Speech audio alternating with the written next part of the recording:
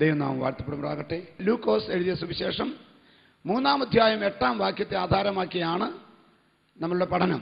മാനസാന്തരത്തിന് യോഗ്യമായ ഫലം കായ്പിൻ. മാനസാന്തരത്തിന് യോഗ്യമായ ഫലം കായ്പീൻ. മാനസാന്തരപ്പെട്ട ഒരു വ്യക്തി കായ്ക്കണമെന്ന് ദൈവം ഉദ്ദേശിക്കുന്ന ഫലങ്ങളുണ്ട്. Price the Lord. ദൈവത്തിന്റെ വചനം നമ്മൾ പഠിക്കുമ്പോൾ യോഹന്നാന്റെ സുവിശേഷത്തിൽ ദൈവം ഈ പ്രസംഗത്തിൽ കൂടെ മനുഷ്യനോട്, മാനവജാതിയോട്, എന്നോടും നിങ്ങളോടും ആവശ്യപ്പെട്ടത് എന്താണെന്ന് അറിയുവാൻ ആഗ്രഹമുണ്ടെങ്കിൽ, താല്പര്യമുണ്ടെങ്കിൽ, ഞാൻ മറ്റൊരു വേദഭാഗം വായിക്കുമ്പോൾ പ്രസംഗിക്കാതെ തന്നെ നിങ്ങൾക്ക് മനസ്സിലാവും. Price the Lord. നോക്കാം. കൊലോസ്യർക്കെഴുതിയ ലേഖനം 1-ാം അധ്യായം 10 മുതൽ 13 വരെയുള്ള വാക്യങ്ങൾ ശ്രദ്ധിക്കാം.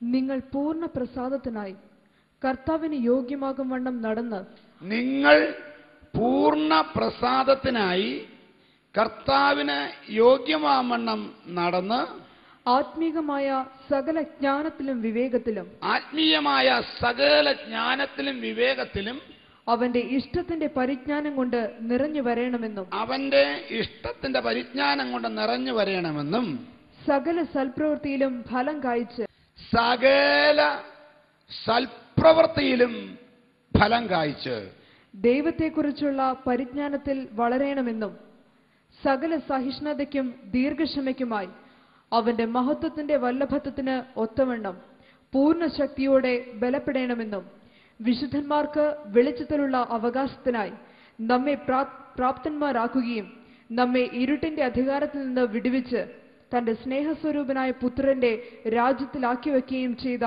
പിതാവിന് സന്തോഷത്തോട് സ്തോത്രം ചെയ്യുന്നവരാകണമെന്നും അപേക്ഷിക്കുന്നു. പൗലോസ് കൊലോസ്യർക്ക് ലേഖനം എഴുതുമ്പോൾ ഈ 10 മുതൽ 13 വരെയുള്ള വാക്യങ്ങളിൽ കൂടെ 3 കാര്യങ്ങളാണ് പ്രധാനമായി ആവശ്യപ്പെടുന്നത്. ഒന്ന്, നിങ്ങൾ സകല സൽപ്രവൃത്തിയിലും ഫലം കായ്ച്ച് വളരണം. ഹല്ലേലൂയ. 2, ചുമ്മാ വളർന്നാൽ പോരാ, പൂർണ്ണ ശക്തിയോടെ ബലപ്പെടണം. ബലപ്പെടാതെയുള്ള വളർച്ച ഒടിഞ്ഞു വീഴുന്ന വളർച്ചയാണ്. കണ്ടില്ലേ, ചില മരമൊക്കെ ഒരു ചെറിയ കാറ്റ് വന്നാൽ അത് ഒഴിഞ്ഞങ്ങ് വീഴും. ഭയങ്കര വലിപ്പമാണ്, ഭയങ്കര പൊക്കവും വണ്ണവും ഇലയും കൊമ്പും ചില്ലയും എല്ലാം ഉണ്ട്. പക്ഷെ ചെറിയ കാറ്റ് വന്നാൽ അങ്ങ് പടം താഴെ വീഴും. ബലമില്ലാത്ത വളർച്ചയാണ്. പ്രത്യേകിച്ച് ശ്രദ്ധിക്കണം, കായ്ച്ചു കിടക്കുന്ന മരത്തിന്റെ കൊമ്പുകൾക്ക് ബലമുണ്ടാകണം.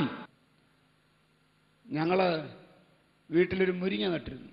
പക്ഷെ ഒരു ദിവസം കായ്ച്ച് കൊലകുത്തി കിടക്കുമ്പോൾ ഒരു ശബ്ദം കേട്ട് നോക്കിയപ്പം അതിൻ്റെ തായ്തടി തൊട്ട് ഒടിഞ്ഞു താഴെ പോയി. ഹല്ലേലൂയ. ഈ കായ്ക്കാൻ തുടങ്ങുമ്പോൾ ശ്രദ്ധിച്ചോണം, ഈ ഫലം വഹിക്കത്തക്കവണ്ണം ബലമുണ്ടോ. അതുകൊണ്ട് പൗലോസ് പ്രത്യേകം ഓർപ്പിക്കുകയാണ്, നിങ്ങൾ സകല സൽപ്രവൃത്തികളിലും ഫലം കായ്ച്ച് വളരുമ്പോൾ, ഹല്ലേലൂയ, ബലപ്പെടണം. അത് ചുമ്മാതുള്ള ബലമല്ല, പൂർണ്ണ ശക്തിയോടെ ബലപ്പെടണം. പക്ഷേ സകല സൽപ്രവൃത്തികളിലും ഫലം കായ്ച്ച് പൂർണ്ണ ശക്തിയോടെ ബലപ്പെടുന്ന വ്യക്തി വളരെ ശ്രദ്ധിക്കേണ്ട ഒരു കാര്യമാണ് 12-13.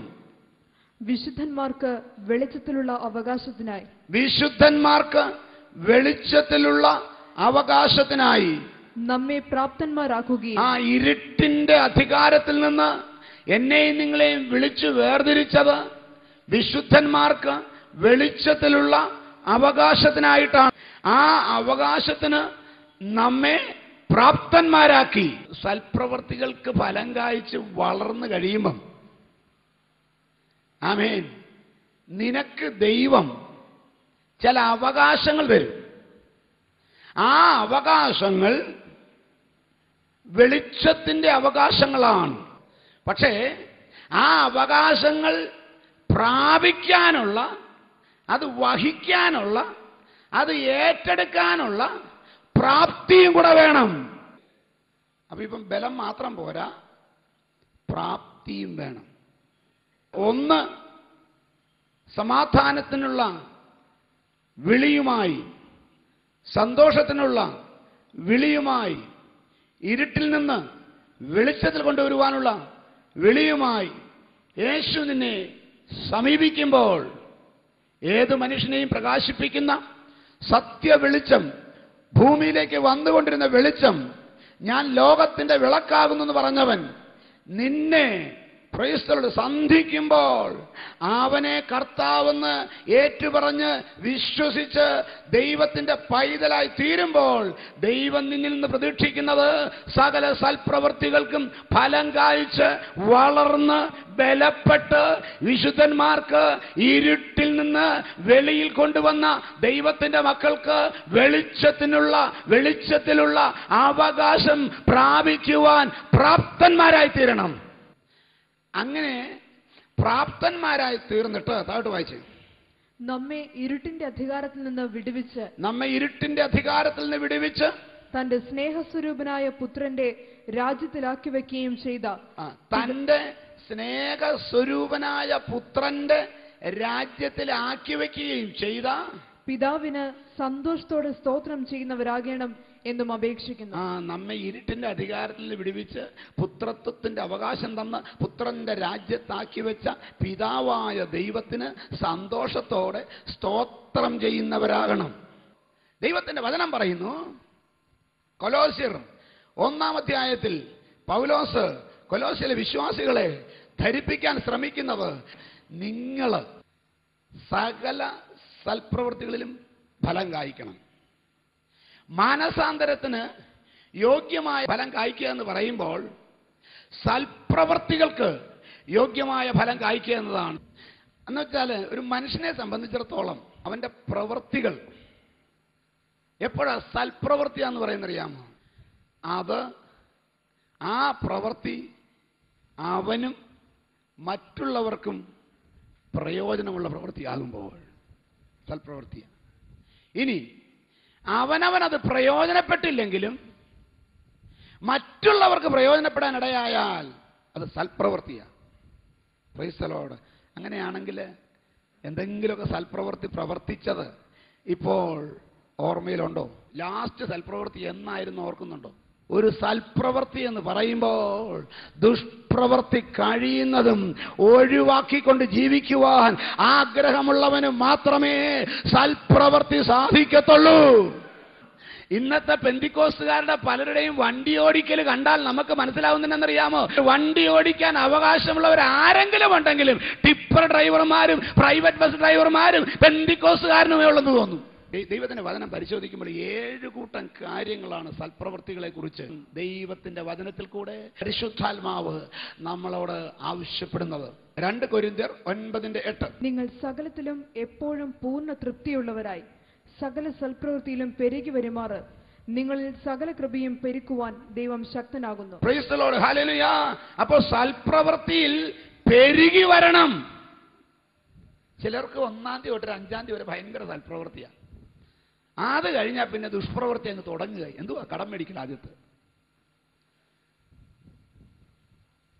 ജീവിതത്തിൽ ഏത് കാലാവസ്ഥയായാലും ഹല്ലേലൂയ, നിനക്ക് ദൈവത്തിന്റെ വചനത്തിന്റെ പ്രമാണത്തിൽ നിന്ന് വ്യതിചലിക്കാതെ നിൽക്കാൻ സാധിച്ചാൽ അത് തന്നെ ഒരു സൽപ്രവൃത്തിയാണ്.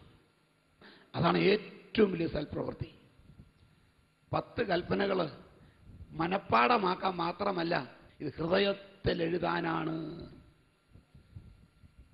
ദൈവത്തോടും മനുഷ്യരോടും കുറ്റമില്ലാത്ത മനസാക്ഷി ഒരു മനുഷ്യന്റെ ജീവിതത്തിൽ ഉണ്ടാകണമെങ്കിൽ ലോകത്തുള്ള എല്ലാ രാജ്യത്തിന്റെയും ഭരണഘടനകൾ കാണാപ്പാടം പഠിക്കണ്ട.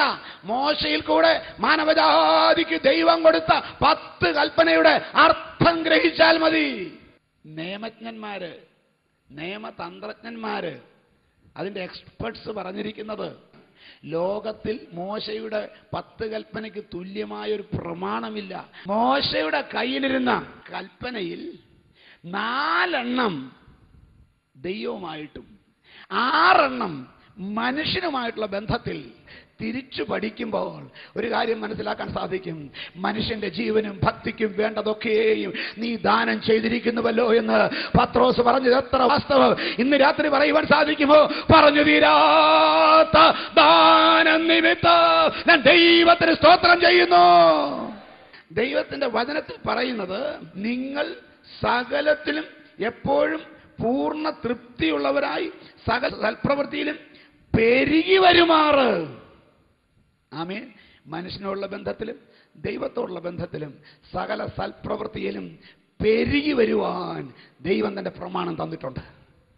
ഇന്ന് രാത്രി എനിക്ക് ജീവിക്കാൻ ആവശ്യമുള്ളത്, എൻ്റെ കുടുംബത്തിൽ ജീവിക്കാനുള്ളത്, എൻ്റെ ബിസിനസ്സിൽ ചെയ്യാനുള്ളത്, എൻ്റെ ജോലിയിൽ ജീവിക്കാനുള്ളത്, സമൂഹത്തിൽ ജീവിക്കാനുള്ളത്, ചന്തയിൽ ചെന്നാൽ പാലിക്കാനുള്ളത്, സ്കൂളിൽ ചെന്നാൽ പാലിക്കാനുള്ളത്, ഓഫീസിൽ ചെന്നാൽ പാലിക്കാനുള്ളത്, സഭയിൽ ചെന്നാൽ പാലിക്കാനുള്ളത് എൻ്റെ ദൈവം എന്നെ മനസ്സിലാക്കി തന്നിട്ടുണ്ടെന്ന് അവന് ബോധ്യമുള്ളവർ ദൈവത്തെ സ്തുതിച്ചാരാധിക്കുക.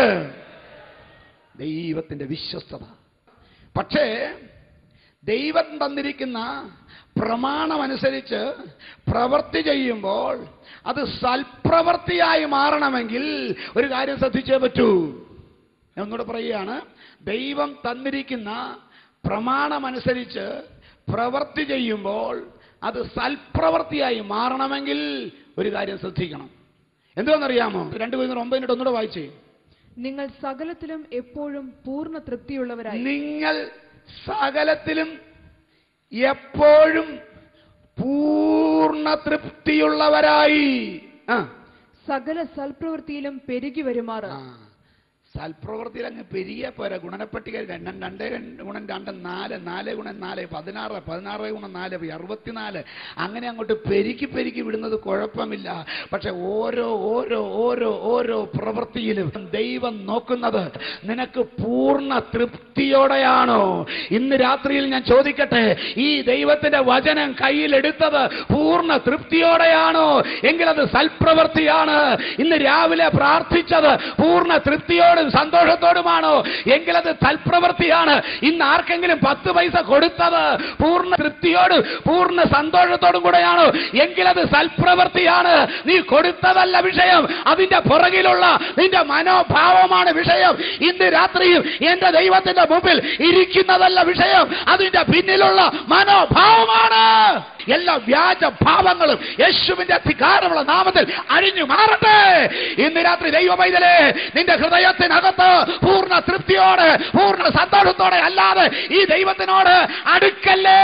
ഉദാസീനമായ ഭക്തി ശാപിക്കപ്പെട്ടതാണ്. ദൈവത്തിന്റെ പ്രവൃത്തി ഉദാസീനതയോടെ ചെയ്യുന്നവൻ ശാപിക്കപ്പെട്ടവൻ. രാത്രി സ്വർഗത്തിൽ ചെല്ലുമ്പോൾ പലതിന്റെയും കണക്ക് കാണുമെന്ന് നമ്മൾ വിചാരിക്കും. പക്ഷെ പലതിൻ്റെയും കണക്ക് ക്രെഡിറ്റിലല്ല, അത് ഡെബിറ്റിൽ കണ്ടു കഴിഞ്ഞാൽ എന്തോ ചെയ്യും. ഇന്ന് രാത്രി ദൈവത്തിന്റെ പരിശുദ്ധാത്മാവിൽ ഞാൻ പറയട്ടെ, നിന്റെ സകല പ്രവർത്തികളും അതിന്റെ പിന്നിലുള്ള ഹൃദയത്തിന്റെ ഭാവമെന്ത്, നിന്റെ മനോഭാവമെന്ത്, ഇതറിഞ്ഞു നോക്കി മാർക്കിട്ട് തൂക്കിയിട്ട് പ്രതിഫലമെങ്കിൽ പ്രതിഫലം, ശിക്ഷയെങ്കിൽ ശിക്ഷ, അവൻ ഫൈൻ അടിക്കണമെങ്കിൽ ഫൈൻ അടിക്കുന്ന ഒരു ദൈവത്തെയാണ് സേവിക്കുന്നതെന്ന് മനസ്സിലാക്കി ദൈവത്തെ സ്തുതിക്കാമോ? എന്തോ ഹൃദയം ശരിയല്ലെങ്കിൽ എന്നാ കുഴപ്പം? 10ാമത്തെ കൽപ്പന പറയുന്നു, കൂട്ടുകാരന്റെ ഭാര്യയെയോ കൂട്ടുകാരന്റെ കാളയെയോ കൂട്ടുകാരന്റെ കഴുതയെയോ കൂട്ടുകാരന്റെ ഭവനത്തെയോ കൂട്ടുകാരനുള്ള യാതൊന്നിനെയും മോഹിക്കരുത്. എവിടാ പാപം ചെയ്തത്? കൂട്ടുകാരന്റെ ഭാര്യയെ കൊണ്ടൊന്നില്ല, കൂട്ടുകാരന്റെ കാളെ കട്ടുകൊണ്ട് പോയില്ല, കൂട്ടുകാരന്റെ കഴുതയെ തൊട്ടില്ല, കൂട്ടുകാരനെ വീഴ്ചിട്ടില്ല. പക്ഷേ നീ മോഹിച്ച നിമിഷത്തിൽ നിന്റെ ഹൃദയത്തിൽ നീ പാപം ചെയ്തു പോയെന്ന് പറയുന്ന ഒരു പ്രമാണമുണ്ടെന്ന് ബോധമുള്ളവർ കർത്താവിനോട് പറ, ഇങ്ങനെയാണെങ്കിൽ ദൈവമേ, ഞാൻ തെറ്റിപ്പോയി, ഞാൻ മടങ്ങി വരുവാൻ ആഗ്രഹിക്കുന്നു. Praise the Lord. ഹൃദയത്തിൻ്റെ നിലവുകളെ വിചാരങ്ങളെ ദൂരത്ത് നിന്ന് ഗ്രഹിച്ചറിയുന്നവൻ, ആരാഞ്ഞെന്നറിയാന്ന് പറഞ്ഞാൽ ഇൻവെസ്റ്റിഗേറ്റ് ചെയ്തറിയുന്നവൻ. പോലീസ് ഡിപ്പാർട്ട്മെന്റ് ഭാഷ ഇൻവെസ്റ്റിഗേറ്റ് ചെയ്തറിയുന്നവൻ.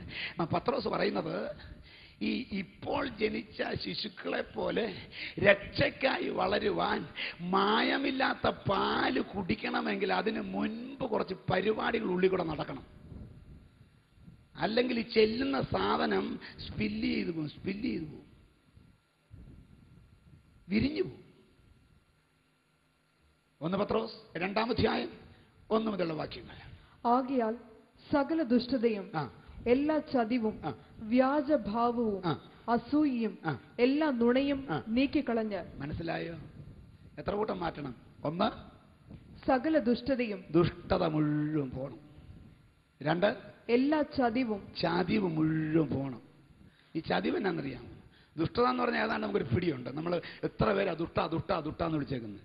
അപ്പം അതിൻ്റെ ഡെഫിനേഷൻ അറിയാവുന്നതുകൊണ്ട് തന്നെ നമ്മൾ ദുഷ്ടാന്ന് വിളിച്ചേക്കുന്നത്. പക്ഷെ ചതിയാന്ന് ആരും അങ്ങനെ വിളിക്കാറില്ല.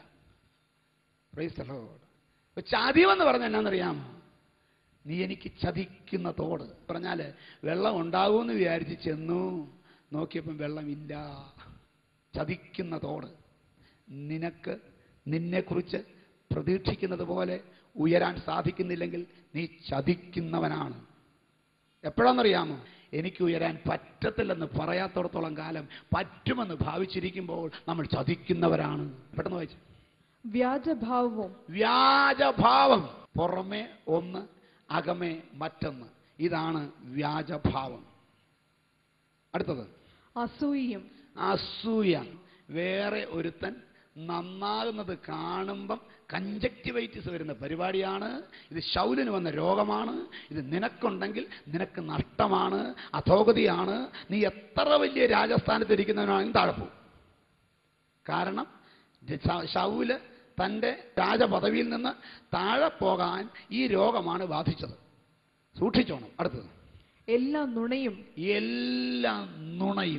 വ്യാജഭാവവും നുണയും തമ്മിൽ അല്പം വ്യത്യാസമുണ്ട്. വ്യാജഭാവം എന്ന് പറഞ്ഞാൽ ആക്റ്റാണ്, ആക്ഷനല്ല.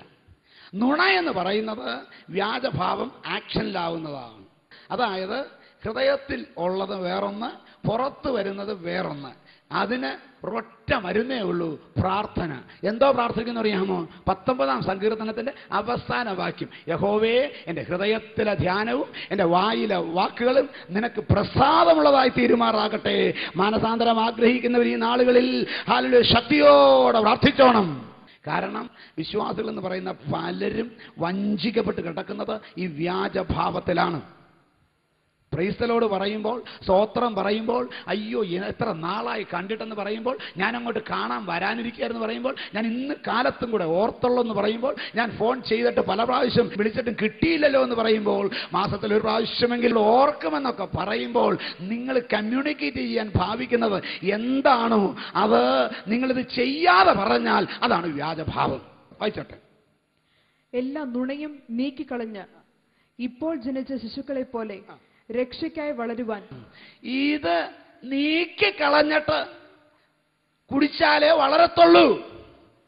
പലതും ഇത് നീക്കിയിട്ടില്ല, കയ്യിലിരിപ്പ് കളഞ്ഞിട്ടില്ല. മുങ്ങിയെന്നേ ഉള്ളൂ, പൊങ്ങിയെന്നേ ഉള്ളൂ, കൈ കൊട്ടുന്നേ ഉള്ളൂ, സ്വോത്രകാഴ്ച ഇടുന്നേ ഉള്ളൂ, അപ്പം തിന്നുന്നേ ഉള്ളൂ, വീഞ്ഞ് കുടിക്കുന്നേ ഉള്ളൂ. മാനസാന്തരപ്പെട്ടിട്ടില്ല. ഇന്ന് രാത്രി ദൈവത്തോട് പറ, കർത്താവേ ഒരാഴമുള്ള മാനസാന്തരം എനിക്ക് തരണമേ. Praise God. രക്ഷയ്ക്കായി വളരുവാൻ വചനം എന്ന മായമില്ലാത്ത പാൽ കുടിപ്പാൻ വാഞ്ചിപ്പിൻ. വചനമെന്ന മായമില്ലാത്ത പാൽ കുടിപ്പാൻ വാഞ്ചിപ്പി. ഓരോ പ്രാവശ്യവും ഈ ദൈവത്തോട് അടുക്കുമ്പോൾ, ഈ വിശുദ്ധിയുള്ള ദൈവത്തോട് അടുക്കുമ്പോൾ, ഞാൻ വിശുദ്ധനായിരിക്കാൻ നിങ്ങളും വിശുദ്ധരായിരിപ്പീ എന്ന് അവൻ എഴുതിയ വചനത്തോട് അടുക്കുമ്പോൾ ഒരു കാര്യം മനസ്സിലാക്കണം. ശുദ്ധീകരണം കൂടാതെ ആരും കർത്താവിനെ കാണുകയില്ല. ഓരോ നിമിഷങ്ങളിൽ വിശുദ്ധീകരണം ഏറ്റെടുക്കണം. ഓരോ ദിവസവും ശുദ്ധീകരണം ഏറ്റെടുക്കണം. ഓരോ പ്രാവശ്യം ദൈവവചനം വായിക്കുമ്പോൾ നീക്കിക്കളയണം. അത് ദുഷ്ടതയായാലും, അത് ചതിവായാലും, അത് വ്യാജഭാവമായാലും, അത് നുണയായാലും, ദൈവമക്കൾക്ക് ചേരാത്ത എന്തായാലും അത് നീക്കിക്കളഞ്ഞിട്ട് വചനമെന്ന മായമില്ലാത്ത പാല് കുടിച്ചാൽ വളരും, അല്ലെങ്കിൽ ഗ്രഹണി പിടിക്കും. ഒത്തിരി എണ്ണത്തിന് ഗ്രഹണി പിടിച്ചത് അതുകൊണ്ടാണ്.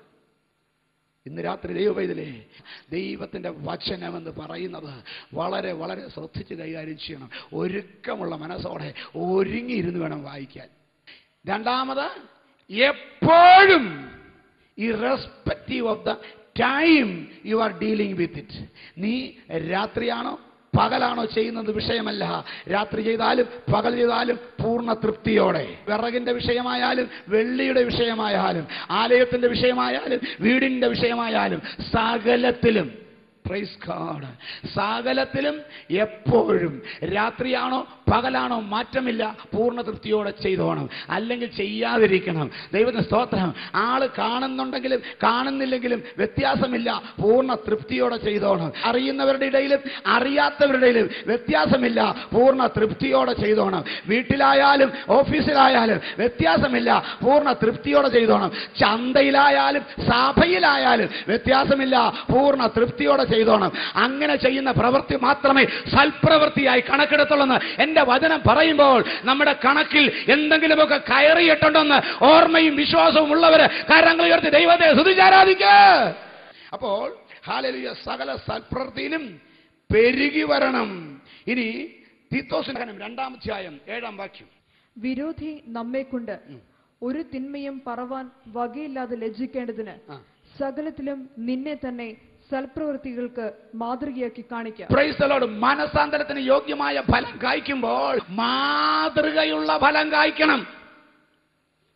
മാതൃകയുള്ള ഫലം എന്ന് പറഞ്ഞാൽ എന്നറിയാം, സകല സൽപ്രവൃത്തികൾക്കും നിന്നെ തന്നെ മാതൃകയാക്കുക, മോഡലാക്കുക എന്ന് പറഞ്ഞാൽ നിന്റെ പ്രവൃത്തി മറ്റുള്ളവർക്ക് അനുകരിക്കത്തക്കവണ്ണം സിമ്പിളായിരിക്കണം.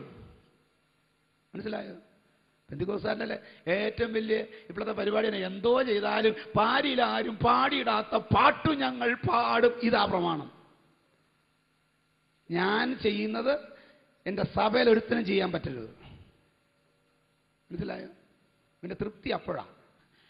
നമ്മൾ ചെയ്യുന്നത് മാതൃകയായിരിക്കണം. നീ ചെയ്യുന്നത് മറ്റുള്ളവർക്ക് പിൻപറ്റാൻ പറ്റണം. നീ ചെയ്യുന്ന കാര്യം വേറൊരാൾ നീ ചെയ്യുന്നത് പോലെ ചെയ്താൽ ക്രെഡിറ്റ് നിനക്ക് കിട്ടും. ഇനി നീ ചെയ്യുന്ന കാര്യം നിന്നേക്കാൾ നന്നായിട്ട് വേറൊരാൾക്ക് ചെയ്യത്തക്കവണ്ണം നിനക്ക് പഠിപ്പിക്കാൻ കഴിഞ്ഞാൽ പ്രതിഫലവും കൂടുതൽ കിട്ടും. സൽപ്രവർത്തികൾക്ക് മാതൃകയുള്ളവരായിരിക്കണം എന്ന് പറഞ്ഞാൽ നീ ചെയ്യുന്നത് മറ്റുള്ളവർക്ക് കണ്ട് മനസ്സിലാക്കി ചെയ്യാൻ തക്കവണ്ണം പ്രൈസ് സിമ്പിൾ ആയിരിക്കണം, കോംപ്ലിക്കേറ്റഡ് ആക്കല്ലേ. 4-ാമത് സൽപ്രവൃത്തിയെ കുറിച്ച് പറയുന്നത് 1 തീമോഥെയോസ് 6:18. ദൈവത്തിൽ ആശ്രയിപ്പാനും നന്മ ചെയ്യുവാനും സൽപ്രവൃത്തികളിൽ സമ്പന്നരായി ദാനശീലരും ഔദാര്യമുള്ളവരുമായി സാക്ഷാലുള്ള ജീവനെ പിടിച്ചുകൊള്ളേണ്ടതിന് വരുംകാലത്തേക്ക് നല്ലൊരു അടിസ്ഥാനം നിക്ഷേപിച്ചുകൊള്ളുവാനും ആജ്ഞാപിക്കാം. സൽപ്രവൃത്തികളിൽ സമ്പന്നരായാൽ വരുംകാലത്തേക്ക് നല്ലൊരു നിക്ഷേപം സ്വരൂപിക്കും. സൽപ്രവൃത്തികളിൽ പെരുകി വരണം, മാതൃകയായിരിക്കണം, സമ്പന്നരാകണം. ഇനി തീത്തോസ് 2:14. അവൻ നമ്മെ സകല അധർമ്മത്തിൽ നിന്നും വീണ്ടെടുത്ത് സൽപ്രവൃത്തികളിൽ ശുഷ്കാന്തിയുള്ള ഒരു സ്വന്തം ജനമായി തനിക്ക് ശുദ്ധീകരിക്കേണ്ടതിന് തന്നെത്താൻ നമുക്ക് വേണ്ടി കൊടുത്തു. സൽപ്രവൃത്തിയിൽ ശുഷ്കാന്തിയുള്ളവർ. ആമേൻ. ഈ ആരംഭശൂരത്വം ഒത്തിരി പേര് കാണിക്കാറുണ്ട് കേട്ടോ. പക്ഷെ പിന്നെയും പണി കിട്ടിയാൽ ശൂരത്വമൊക്കെ അങ്ങ് പോകും. ഏത് പണി എത്ര പ്രാവശ്യം കിട്ടിയാലും നീ അനുഗ്രഹിക്കപ്പെടണമെങ്കിൽ ശുഷ്കാന്തി കുറയാതെ പിന്നെയും ചെയ്യുവാൻ, ദൈവത്തിൽ ആശ്രയിച്ചുകൊണ്ട് ദൈവകൃപയിൽ അത് ചെയ്യുവാൻ നിനക്കിന്ന് കഴിയുമോ? നീ അനുഗ്രഹിക്കപ്പെടും. ആരംഭശൂരത്വമല്ല വേണ്ടത്, അവസാനം വരെ സഹിച്ചു നിൽക്കുന്നവൻ രക്ഷിക്കപ്പെടും. മരണപര്യന്തം വിശ്വസനായിരിക്കണം. നിനക്ക് തോന്നുമ്പോ മുമ്പോട്ട്, അല്ലാത്തപ്പോൾ പുറകോട്ട് അല്ല. Price the Lord. ദൈവത്തിന്റെ പൈതലേ, എപ്പോഴും സകലത്തിനും ഒരുങ്ങിയിരിക്കുന്ന ഒരുവൻ പ്രതിഫലം നോക്കിയിട്ടല്ല, പ്രതിഫലം ലഭിക്കുന്ന ഒരു ദിവസമുണ്ട്, പ്രതിഫലം തരുന്ന ഒരുവനുണ്ട്. 4, 3, 7 പേരുടെ മുമ്പിൽ വെച്ചല്ല എന്നെ മാനിക്കാൻ പോകുന്നത്. പിന്നെ എവിടെ വെച്ചാ? ഈ ദൈവത്തിന് വേണ്ടി എന്തെങ്കിലും ചെയ്തിട്ടുണ്ടെങ്കിൽ ഇതാരും കാണണ്ട കേട്ടോ, ഇതാരും കാണാതിരിക്കുക ഒരു കണക്കിന് നല്ലത്. ആമേൻ. അമ്പട ഇവൻ ഇത്ര ഭയങ്കരനായിരുന്നു എന്ന് ഒരു ദിവസം തെളിയുന്നൊരു സമയമുണ്ട്, ഒരു ദിവസം വെളിപ്പെടുന്നൊരു സമയമുണ്ട്.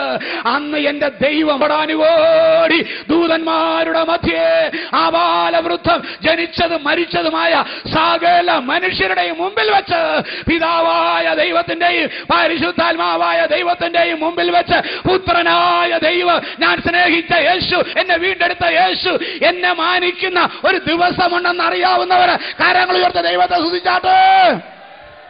അതിൻ്റെ കൂടെ ഒരു കാര്യം കൂടെ പറ, കർത്താവേ എനിക്ക് ആ മാനം മതി. സൽപ്രവൃത്തിയില് ശുഷ്കാന്തി വേണം. ശുഷ്കാന്തി ഉണ്ടാകണമെങ്കിൽ അതുകൂടെ പറഞ്ഞുതരാം. ഈ ഇവിടെ സൗണ്ട് സിസ്റ്റം അതിൻ്റെ പവർ എടുത്തോട്ട് അത് ഒരു ചെറിയ പെട്ടി കൂടെ കടത്തി വിട്ടേക്കുന്നത്. അതിൻ്റെ പേരെന്നാണെന്നറിയാമോ? Step up. സപ്ലൈ വോൾട്ടേജ് കുറഞ്ഞു പോയാൽ ഒരു നോബ് പിടിച്ചൊരു തിരിതിരിക്കും. സ്റ്റെപ്പ് അപ്പാകും, വോൾട്ടേജ് കൂടും, കൂടും. പിന്നെയും കുറഞ്ഞാൽ പിന്നെ ഒരു തിരിതിരിക്കും. ആമേൻ. സാധനത്തിന്റെ വില അനുസരിച്ച് 90 വോൾട്ട് വരെ വന്നാലും 230 സാധനം കത്തിക്കും. ദൈവമക്കളെ, ഈ സ്റ്റെപ്പപ്പില്ലാത്ത വിശ്വാസി ആകല്ലേ. നിന്നെ നിരുത്സാഹപ്പെടുത്തുന്ന വിഷയങ്ങൾ വരും, വോൾട്ടേജ് കുറയ്ക്കുന്ന വിഷയങ്ങൾ വരും, നിന്റെ പ്രകാശം കുറയ്ക്കുന്ന വിഷയങ്ങൾ വരും, നീ ചെയ്ത നന്മയ്ക്ക് തിന്മ കണ്ടെത്തുന്ന വ്യക്തികൾ വരും. അവരുടെ സ്ഥാപിത താല്പര്യങ്ങൾക്ക് വേണ്ടി കാട്ടിക്കൂട്ടി ഒപ്പിക്കുന്ന വിഷയങ്ങളുടെ മുമ്പിൽ നിന്റെ വോൾട്ടേജ് കുറഞ്ഞാൽ നിനക്കൊരു സ്റ്റെപ്പപ്പ് വേണം. ആ സ്റ്റെപ്പപ്പ് ഏതാണെന്നറിയാമോ? ഞാൻ വിശ്വസിക്കുന്നു, അത് എൻ്റെ അനുഭവത്തിൽ നിന്ന് പറയട്ടെ, അത് ഈ ദൈവത്തിന്റെ വചനമാണ്. ഈ വചനത്തിൽ ആശ്രയിക്കുവാൻ, പിന്നെയും ഇതിനനുസരിച്ച് പണിയുവാൻ നിനക്ക് മനസ്സുണ്ടെങ്കിൽ നിന്റെ പോയ വോൾട്ടേജ്, പോയ വെളിച്ചം സെക്കൻഡ് വെച്ച് കൂട്ടിയെടുക്കുവാൻ വചനത്തിന് കഴിയുമെന്ന് വിശ്വസിക്കുന്നവർ കരങ്ങളടിച്ച് സ്തുതിച്ചാരാധിക്കുക. വിശ്വാസത്തിൽ വന്ന കാലത്തും സ്റ്റെപ്പപ്പ് വേണം, വിശ്വാസത്തിൽ മുന്നേറുന്ന കാലത്തും സ്റ്റെപ്പപ്പ് വേണം. എവിടെ വെച്ചാൽ വോൾട്ടേജ് പോകുന്നറിയത്തില്ല. മനസ്സിലായോ? വോൾട്ടേജ് കുറഞ്ഞാൽ പോക്ക, കത്തുകേല. നിന്നെ ജ്വലിച്ച് പ്രകാശിക്കുന്ന വിളക്കായിരിക്കാനാണ് ദൈവം ആഗ്രഹിക്കുന്നത്. നീ കത്തണം, നീ പ്രകാശിക്കണം. ആ പ്രകാശം പരത്താതിരിക്കത്തക്കവണ്ണം നിന്റെ ജീവിതത്തിൽ കൊണ്ടുവന്ന ഏത് പ്രശ്നമായാലും അതിനെ അതിജീവിക്കത്തക്കവണ്ണം ദൈവകൃപ പ്രാപിക്കുവാൻ നിന്നെ സഹായിക്കുന്നത് ദൈവത്തിന്റെ ജീവനുള്ള മാറ്റമില്ലാത്ത വചനമാണ്. അത് വിശ്വാസത്തിന് വരുന്ന കാലത്തായാലും. ഇപ്പോഴത്തെ അനുഭവം പറയാം, എന്നെ ഏതെല്ലാം സമയത്ത് മനസ്സിടിഞ്ഞു പോയാലും എന്നെ ഉറപ്പിക്കുന്നത് ഈ വചനമാണ്. അങ്ങനെ അനുഭവമുള്ളവരാണ് ദൈവത്തെ സ്തുതിക്കാമോ? ദൈവവചനം നിന്നെ ഉറപ്പിച്ച സംഭവങ്ങൾ ഓർത്ത് ഈ വചനത്തിനായി ദൈവത്തിനൊരു സ്തോത്രം പറയാമോ? ഈ വചനം നിന്നെ ഉറപ്പിക്കാൻ ഇത് ഉൽപ്പത്തി മുതൽ വെളിപ്പാട് വരെ കാണാപ്പാടാം അറിയണമെന്നില്ല കേട്ടോ. പക്ഷെ ഈ പുസ്തകം കയ്യിലുണ്ടാവണം.